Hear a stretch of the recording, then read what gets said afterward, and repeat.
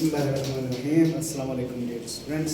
आज हम प्रोटिस्टा की मज़ीद डिटेल्स पढ़ेंगे। इसमें एक छोटा सा जुमला पहले जनरल सुने।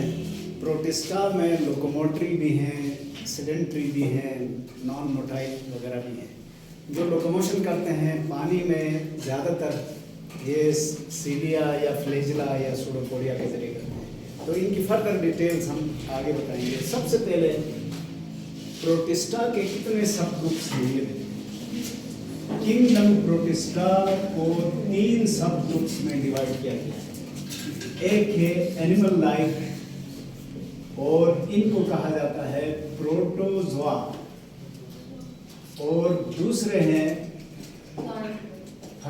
प्लांट लाइक, इनको कहा जाता है एल्जी, प्लांट लाइक एल्जी, और तीसरा है फंजाई लाइक, जिसकी मिसालें हैं water mould and slime mould या मोल्ड्स भी कह सकते हैं। हालांकि सारे मोल्ड्स इस ग्रुप में नहीं है, फंजाई में भी हैं। मोल्ड्स कैसे होते हैं वो आपको आगे बताएंगे। इनमें इसीलिए इसको हेटेरोजेनस कहा था क्योंकि ये सारे एक जैसे नहीं हैं।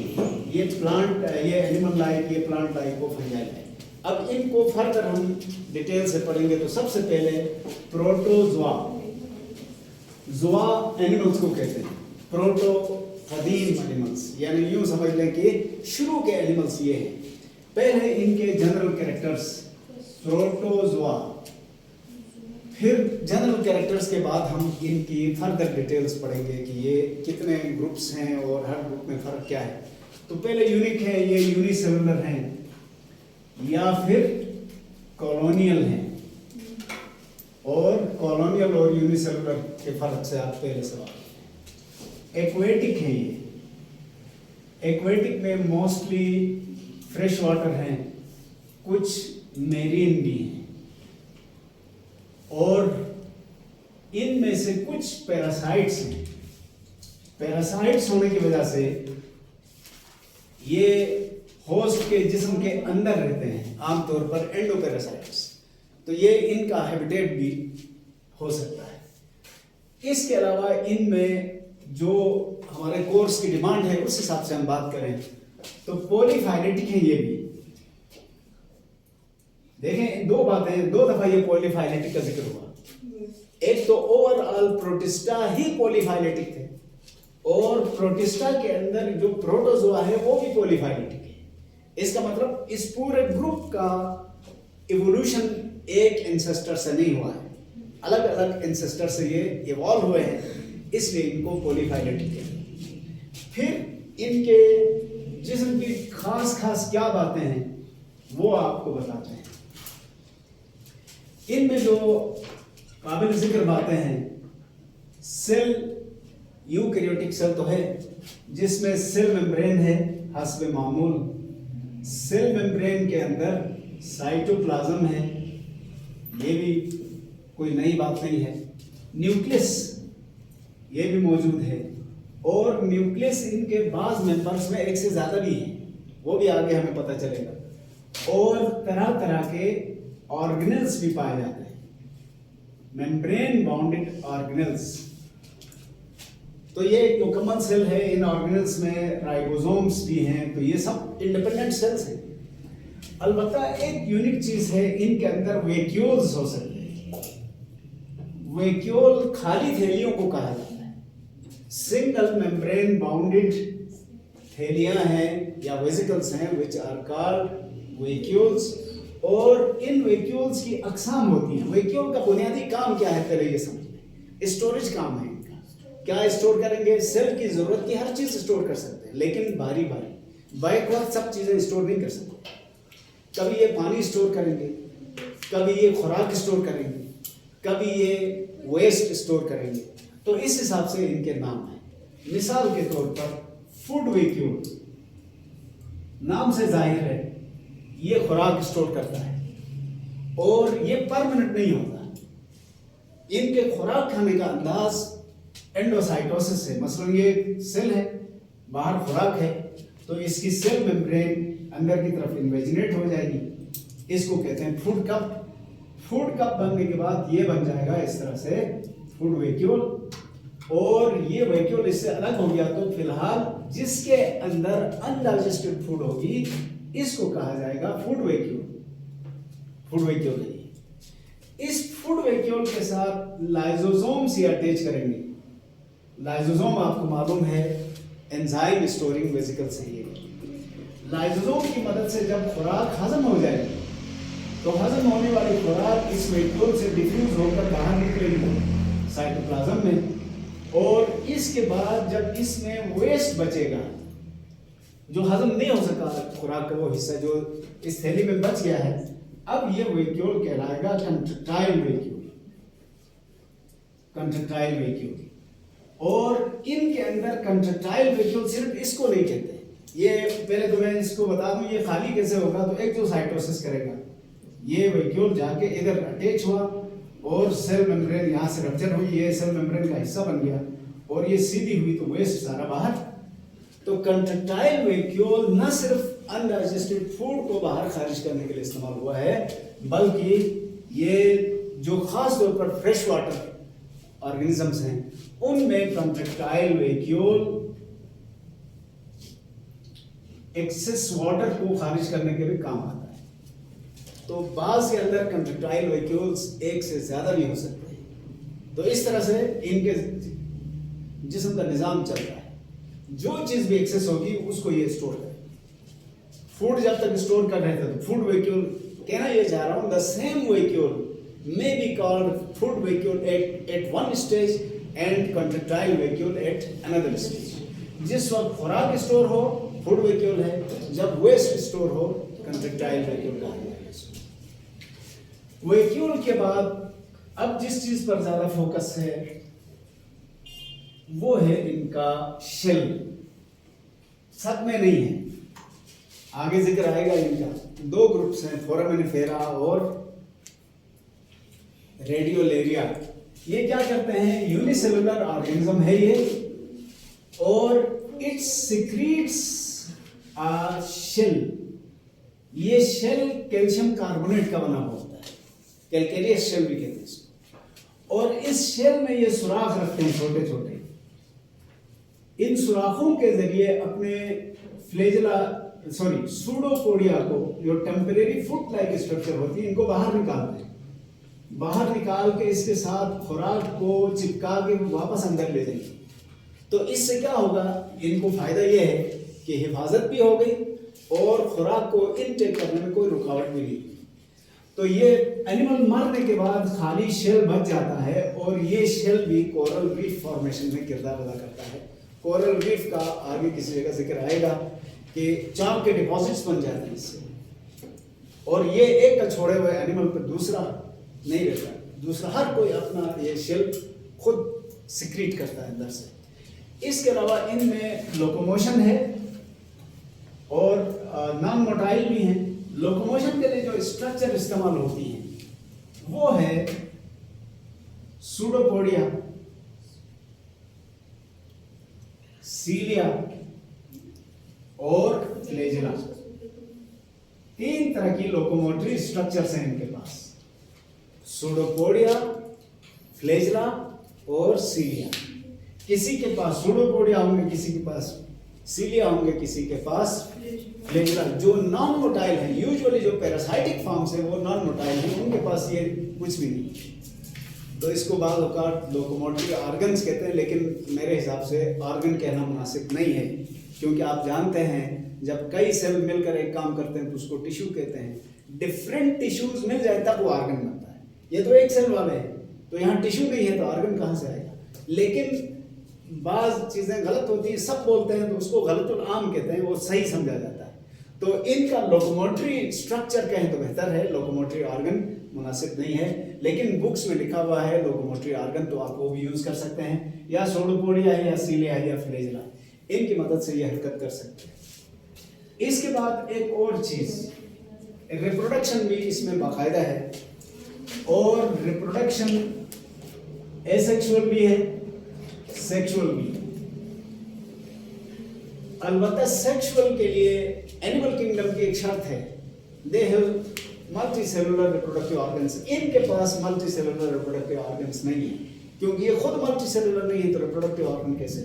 तो यूँ समझो कि इनके गेमीट्स बाहर रिलीज किए जाएंगे और वहीं पर फर्टिलाइजेशन होगी। यूजुअली फर्टिलाइजेशन एक्सटर्नल होगी और इसके बाद फिर मियोसिस होगी, क्योंकि ये डिप्लॉयड अमूमन नहीं होते हैं। जब ये फर्टिलाइजेशन होगी तो फिर डिप्लॉयड होंगे, फिर मियोसिस होगी। इस तरह से इनका लाइफ साइकिल चलेगी।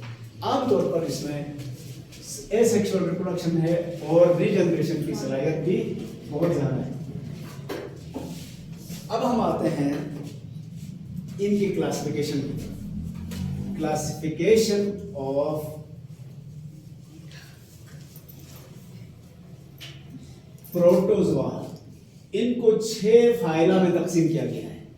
याद रखना, किंगडम प्रोटिस्टा है, सब किंगडम प्रोटोजोआ है, उसके 6 फाइला है। अब इनकी तरतीब कोई जरूरी नहीं है। तो सबसे पहला सार्कोडीना कहलाता है, जिसको आजकल अमेबा कहा जाता है। अमेबा के आगे ई लगाओ तो अमेबी जमा होता है। असल फाइलम का नाम सार्कोडीना है। अमेबा या अमेबी या अमेबा लाइक प्रोटिस्टा पहला ग्रुप है। दूसरा है ज़ूफ्लैजिलेट्स। ज़ूफ्लैजिलेट्स, ज़ू ये इसलिए कहा गया, आगे एलजी में भी फ्लैजिला है, उनको फाइटोफ्लैजिलेट्स कहा जाता है। ये ज़ूफ्लैजिलेट्स। तीसरा है क्वानोफ्लैजिलेट्स, इनमें भी फ्लैजिला है, लेकिन इन दोनों ग्रुपों में थोड़ा सा फर्क है। ज़ूफ्लैजिलेट और है, क्वानोफ्लैजिलेट और है। इसके बाद है सिलिएट्स, ग्रुप सिलिएटा और इसके मेंबर्स सिलिएट्स के नाम।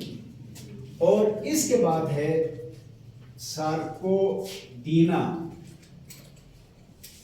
फोरामिनीफेरा, फोरामिनीफेरा, और आखिरी है एपीकम्प्लेक्सान, एपीकम्प्लेक्सान। इस हवाले से देखें तो 7 ग्रुप बन गए गालिबन, 1 2 3 4 5 6 7। तो गलती हमने कहा कि गलती नहीं की है। ये आमतौर पर ज़ूफ्लैजिलेट्स और क्वानोफ्लैजिलेट को एक समझा जाता है, फ्लैजिलेट्स कहते हैं, लेकिन इन दोनों में थोड़ा सा फर्क है। तो ये सब ग्रुप्स हैं, यहाँ फाइलम के लिहाज से इनको एक ग्रुप में रखिए। अच्छा, बुक वाले ने क्या किया है, तवज्जो कर रहे हैं ना मेरी तरफ? yes, बुक वाले ने ये किया है कि इन दोनों को अलग करके फोरामिनीफेरेंस और मैंने सार्कोडीना लिखा है, सॉरी, इसका नाम है रेडियोलेरिया, रेडियोलेरिया है। बुक वाले ने रेडियोलेरियंस और फोरामिनीफेरेंस को एक कर दिया है। दोबारा सुने मैंने क्या कहा? मैंने ज़ूफ्लैजिलेट्स और क्वानोफ्लैजिलेट को अलग किया, बुक वाले ने इनको अलग तो किया, लेकिन इनको एक ग्रुप समझा है। लेकिन उन्होंने रेडियोलेरियंस और फोरामिनीफेरेंस को एक ग्रुप समझा है, जबकि इनमें फर्क है। मैं फर्क आपको बता दूं। बहरहाल 6 ग्रुप्स हैं, अमेबी, ज़ूफ्लैजिलेट्स, सिलिएट्स, रेडियोलेरियंस, फोरामिनीफेरेंस एंड एपीकम्प्लेक्सान। अब इन सब को एक एक करके देखते हैं। बहुत मशहूर, सबसे ज्यादा स्टडीड प्रोटोजोन अमेबी में आता है, या अमेबा लाइक प्रोटोजोआ कहा जाता है। पहले मिसालें बताते हैं। इसकी मिसाल है अमेबा प्रोटियस, अमेबा प्रोटियस। यही वो अमेबा प्रोटियस है जो सबसे ज्यादा स्टडी किया गया है, फ्रेश वाटर ऑर्गेनिज्म है। दूसरी मिसाल है एंट अमेबा हिस्टोलाइटिका, एंट अमेबा हिस्टोलाइटिका। इनमें से जो अमेबा प्रोटियस है ये फ्री लिविंग है, एक्वेटिक है, फ्री लिविंग, जबकि एंट अमेबा हिस्टोलाइटिका ये ह्यूमन पैरासाइट, ह्यूमन पैरासाइट, और इंसानों में ये डाइजेस्टिव सिस्टम के अंदर रहता है। गंदे पानी के साथ या कंटेमिनेटेड वाटर के साथ ये जिस्म में जाएगा और अमेबिक डायसेंट्री या खूनी पेचिस का सबब बनता है। अमेबिक डायसेंट्री का सबब बनता है। बहरहाल मुश्तरका बात क्या है, अमेबा की सबसे अच्छी बात यह है कि इसकी शक्ल फिक्स नहीं है। शक्ल फिक्स ना होने की वजह से आप जो भी डायग्राम बनाओगे गलत नहीं, ये फायदा है ना हमारा। तो मुझे एक अदाकार याद आता है, पाकिस्तानी एक अदाकार था रंगीला, उसने चैलेंज किया था किसी ज़माने में कि मेरी संजीदा तस्वीर जो लेगा उस ज़माने में 80s में लाख रुपए इनाम है, क्योंकि वो इतना मज़ाहिया था कि सोते हुए भी कोई ना कोई शक्ल बिगाड़ के सोता। तो ये रंगीला है, ये शक्ल कांस्टेंट नहीं रख सकता। और इसकी वजह क्या है, आप जरा गौर करें, इसके साइटोप्लाज्म के दो पार्ट्स हैं। किनारों वाला साइटोप्लाज्म एक्टोप्लाज्म कहलाता है और अंदर वाला साइटोप्लाज्म एंडोप्लाज्म कहलाता है। और अपनी सेल मेम्ब्रेन को ये जहां चाहे एक्सटेंड या एक्सपेंड कर सकता है। खुराक कैप्चर करने के लिए, चलने के लिए ये टेम्परेरी आउटग्रोथ्स को यूज करता है, जिनको हम सूडोपोडिया कहते हैं। सूडो का मतलब है फॉल्स, नॉट ट्रू, या हम बेहतर लफ्ज इस्तेमाल कर सकते हैं सूडो का मतलब टेम्परेरी। पोडिया का मतलब क्या है, पैर, यानी ये टेम्परेरी पैर की तरह है।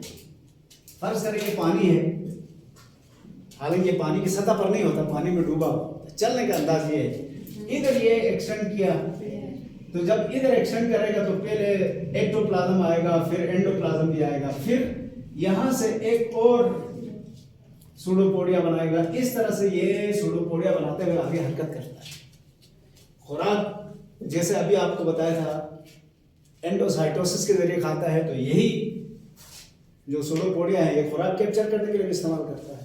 तो ये अमेबा की हरकत का जिक्र था, और ये फ्रेश वाटर में पाया जाता है। लेकिन एंटअमेबा हिस्टोलाइटिका ये पैरासाइट है, ह्यूमन के इंटेस्टाइन में ये रहता है। ठीक हो गया था। इस तरह के जितने भी हैं वो सारे अमेबी कहलाते हैं। इनकी डिस्क्रिप्शन बहुत शॉर्ट है, इसलिए मैं गैर जरूरी लंबा नहीं कर रहा, आप इनको समझ लें। ये फिशन, बाइनरी फिशन के जरिए एसेक्सुअल रिप्रोडक्शन करता है, सेक्सुअल रिप्रोडक्शन यहाँ नहीं है। और इसके जितने टुकड़े करो, हर टुकड़े से मुकम्मल अमेबी बनता है, इसलिए इसको कहते हैं कि ये रिजनरेशन है। और जब हम छोटे थे तो हमें बताया जाता था कि अमेबा कभी नहीं मरता, कभी नहीं मरता, इसलिए कि इसके टुकड़े भी करो तो हर टुकड़े से नया अमेबा बन रहा है, तो इसको तो फायदा हो रहा है ना। लेकिन दूसरी तरफ हमारा एक मौलाना साहब थे, वो हमें बायो पढ़ाते थे, रीडिंग कराते थे। तो जब उन्होंने कहा अमेबा कभी नहीं मरता है, तो उन्होंने 2 इस्तग़फ़ार, कुरान की आयत है कि हर जी रूह को मौत का जायका चखना है, तो ये अमेबा कैसे नहीं मरता?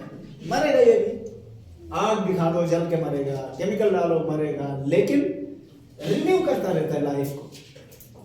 अगर हादसाती तौर पर टुकड़े हो गए तो ज्यादा हो जाएंगे, हर टुकड़ा रिजनरेट होगा। खुद करना चाहे तो 2 टुकड़ों में ये बढ़ जाता है, बाइनरी फिशन उसको कहते हैं। अमेबी के बाद है अब ज़ूफ्लैजिलेट्स। ज़ूफ्लैजिलेट यहां जिनको कहा गया है, ये वो जानदार हैं जो यूनिसेलुलर हैं और इनके जिस्म में कई फ्लैजिला लगे हुए हैं। और आप जानते हैं सीलिया और फ्लैजिला में साइज और तादाद का फर्क है।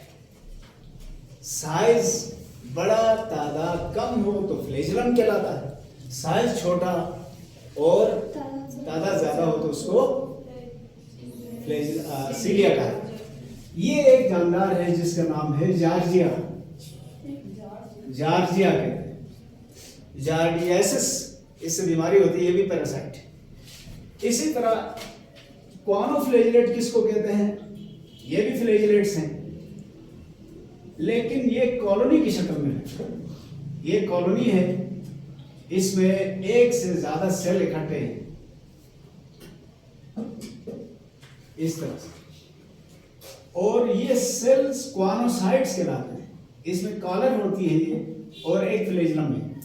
इसी तरह इसमें भी ये है, और इसको अच्छी तरह से याद रखना है, क्योंकि जब हम एनिमल किंगडम पढ़ेंगे तो इसके रिश्तेदार हमें वहां नजर आएंगे। रिश्तेदार कैसे? एनिमल किंगडम का पहला फाइलम पोरीफेरा है। पोरिफेरा में भी इस तरह के सेल्स पाए जाते हैं और उन सेल्स का नाम क्वानोसाइट्स है। तो साइंसदानों का ख्याल ये है कि शायद इन्हीं क्वानोफ्लैजेलेट्स से पहला एनिमल का फाइलम पोरिफेरा इवॉल्व हुआ होगा, यानी इनको एनिमल किंगडम के एंसेस्टर समझा जा रहा है।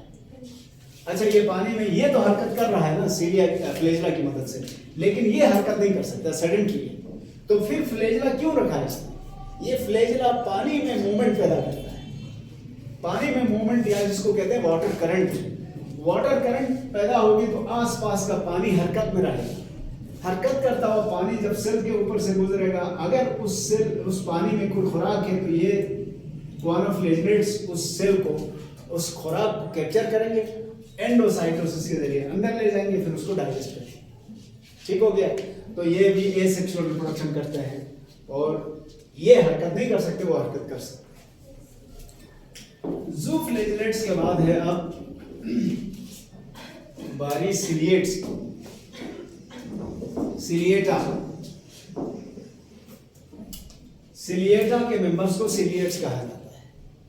ये भी एक्वेटिक हैं और ये फ्री लिविंग भी हैं,